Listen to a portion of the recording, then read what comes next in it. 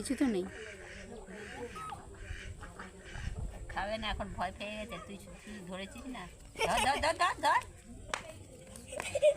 এই এই এই এই দাঁড়া। এবার ধর ধর নে। আমি যেরকম ধরিয়েছিলাম ওরকম ধর। হ্যাঁ ধর। হ্যাঁ হ্যাঁ হ্যাঁ। 2 হাত দিয়ে ধরতে হবে শোনা। এবার ছাড়ো ছাড়ো শক্ত করে ধরেছিস? না না না। উই 2 হাত দিয়ে ধর।